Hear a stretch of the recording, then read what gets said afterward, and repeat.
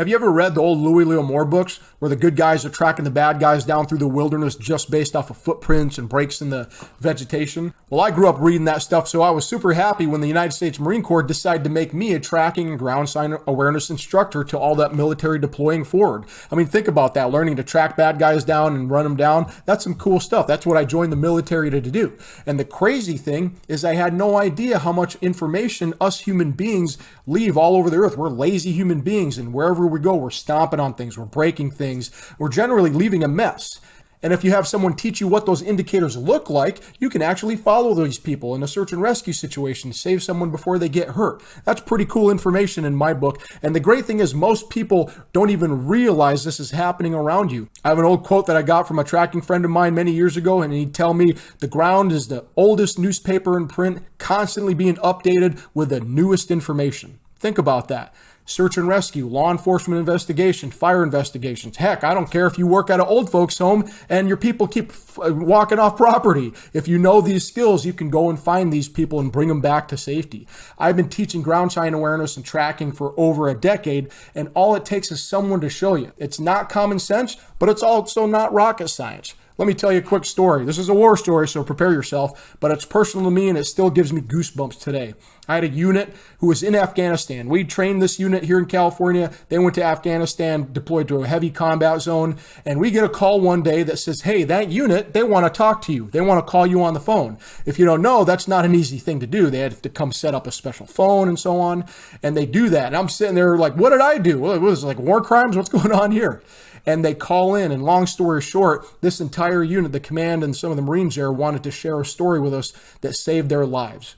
A patrol had gone out to an abandoned building in the Afghanistan area they were in. In Afghanistan, if it's an abandoned building, that's, code word for not good, probably bad guys there. And as they're getting close to it, they're about 50 feet away, gunshots ring out. That's when the bad guys start shooting them in an ambush. Well, normal thing to do is immediately go seek the closest cover, which would have been that compound. That lieutenant who's in charge of that patrol was savvy enough, and he said, wait a minute, before we run in there, he jumps up on the wall and he peeks inside the perimeter of the courtyard, and he jumps back down. He goes, nope, we're not going in there. Go to that hill over there. And they go hide behind a little hill. They take some cover and return fire. As soon as they move to that cover, the bad guys run away. No more shooting. The lieutenant can't even put his finger on why he made that decision, but they bring the engineers out there who have their metal detectors, and they go start wanding that compound. 13 daisy-chained IEDs. If you don't know what that is, a daisy-chained IED is if you step on one of them, boom, they all go off at the same time. Had anyone walked in that place, it would have been a mass casualty. Bad day. But what did that lieutenant do? He didn't develop some Mother Gaia Earth ninja skills. He paid attention to what we taught him here in California. We were teaching him tracking. And what he saw was anomalous behavior. You had the living area, but you had this fresh set of prints going only around the perimeter, corner to corner to corner. And he thought to himself, that's weird. And he was able to establish that it was fresh prints based off of, if you're ever walking on the ground, the top layer of the ground, that's been baked by the sun all day. So it gets that moisture out there. And when you scuff it or step on it, guess what? You reveal that darker earth under there. That's how I can tell you if that's a old print versus a new print. And that's all that lieutenant needed. And boom, he said, let's get out of here. And he saved a lot of lives just by knowing just that little information. Vegetation can even give you tons of information too. It's not just the ground prints and what we're leaving on the ground. Vegetation can give you tons of information. There were a couple cops a few years back in Michigan driving down the road, and they see this strange car on the side of the highway. And it's not just like off on the side like it's broken down. It's pulled all the way to the tree line, and it's like tucked 20 feet off the highway. They're like, that's odd. And they go contact the driver, and they start talking to him. No inebriation, no drugs, no weapons. He's just like, just decide to take a break right here in the trees. And there obviously something's going on, but they don't have any evidence of anything. The cop's tracker trained. He starts scanning the tree line and the brush, and he goes, what's that? He sees nice stark white color. And he gets closer and he notices it's a white broken branch, stark white. And he's like, that looks like a fresh break. He walks over to it. He does a little comparison test to see if it's old or new. Okay, here, I'm gonna teach you some ninja tricks.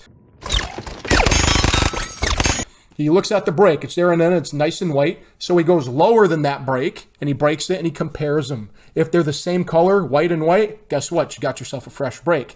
If this one's, one color and this one's way lighter, way whiter than this one, that means you probably got an old brake that's been aged a little bit. Just based off that, he goes, let's see what's down here. Starts going down the path and boom, pops out about 50 feet into a big, huge illegal marijuana grow.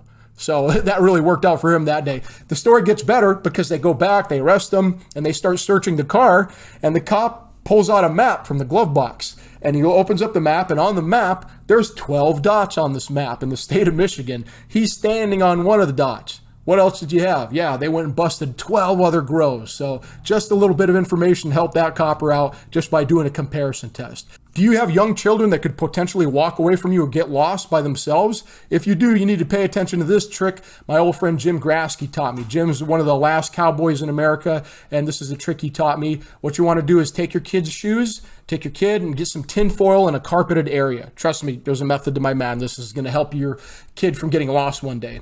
Take your kid and put him in the first set of shoes he has, and then take a piece of tin foil and lay it right down on the carpet there, all right? And what you're going to have you do is you're going to have your kid step in that carpet lightly, one by one, just do a print and pull it back out. And you do that with every set of their shoes. Kids can't have that many shoes, Some of you are asking, well, wait a minute, why don't I just take my kid's shoe and take a picture of the bottom of the print? Then I'd always have, then I'd know.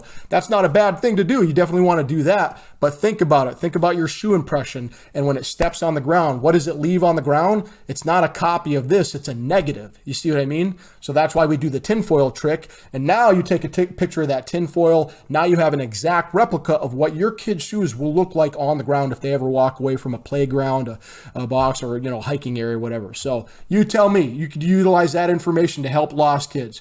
Look, I've heard all this stuff, all the excuses my whole life. Like you got to live barefoot in Alaska for 3 years and you got to be born to some mystical group of people that would teach you this stuff. And none of that stuff is true. I just gave you 3 real world examples that you can utilize right now. And I'm pretty sure none of you listening to this are drooling yet. Okay, maybe some of you are drooling, but for the most part, everybody gets the point. Look, it's not common sense, but this is not rocket science. We're not out here splitting atoms and creating fission. Nothing should have blown your mind that I just explained to you. You just kind of take it in and go, all right, that kind of makes sense.